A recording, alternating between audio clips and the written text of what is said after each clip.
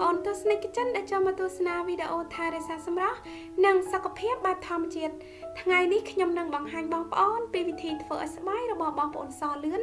និងជារៀងរហូតជាមួយរូបមន្តងាយៗត្រូវប្រកាសថាទស្សនាវីដេអូនេះរហូតដល់ចប់ដើម្បីទទួលបានគន្លឹះពេញលេញប្រាបានទាំងបុរសនិងនារីគ្រឿងផ្សំដំបូងដែលបងប្អូននឹងត្រូវការគឺអំពិលទុំគ្រឿងផ្សំបន្ទាប់ដែលបងប្អូននឹងត្រូវការគឺក្រូចឆ្មាដែលបានហាន់ជាចំណិតស្ដើងៗចំនួន1ផ្លែ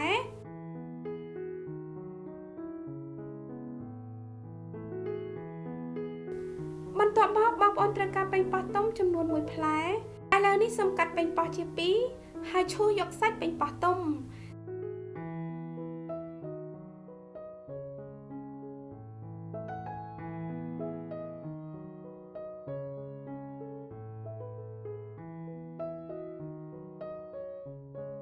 សូមកូរច្របល់គ្រឿងផ្សំទាំងអស់ឲ្យបែកសាច់ចូលគ្នាបានល្អ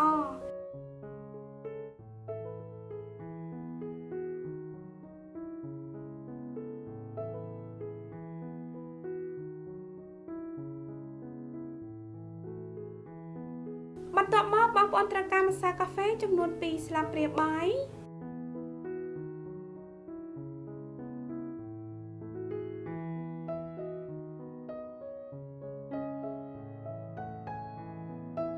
ហើយត្រូវដាក់អំបិលម៉ដ្ឋចំនួន1ស្លាបព្រាបាយ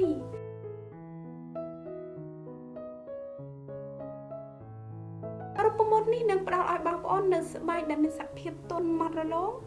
និងភ្លឺថ្លាក្នុងរយៈពេលខ្លី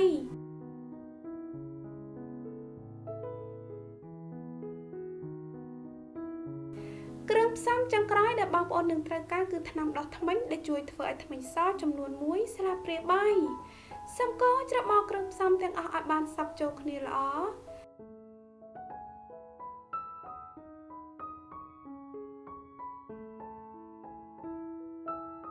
សំខាន់ថ្នមនៅលើដៃជើងនិងនៅលើផ្នែកណាមួយនៃរាងកាយដែលបងប្អូនចង់ទទួលបានស្បែកស្រស់ស្អាតបន្ទាប់ពីខាត់រួចរាល់ហើយសូមទុកចោលនៅលើស្បែករយៈពេល15ទៅ20នាទីបន្ទាប់មកសូមម៉ាស្សានិងលាងជម្រះចេញជាមួយទឹកធម្មតាកុំភ្លេចលាបលេបផ្ដោះសំណាងផងណាបងប្អូនសម្រាប់លទ្ធផលកាន់តែប្រសើរ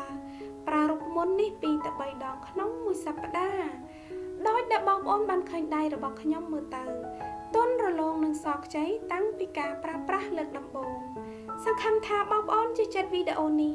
ប្រសិនបើមានសំណួរឬយោបល់សូមសរសេរ comment ខាងក្រោមសូមជួយចុច like និងចុច subscribe YouTube Channel និង Facebook Page របស់នាងខ្ញុំផងណាសូមអរគុណដល់បងប្អូនទាំងអស់គ្នាដែលចូលចិត្តនិងតែងតែគាំទ្រទស្សនាវីដេអូរបស់ខ្ញុំនឹងជួបបងប្អូននៅវីដេអូបន្តទៀតសូមជម្រាបលាបាយបាយ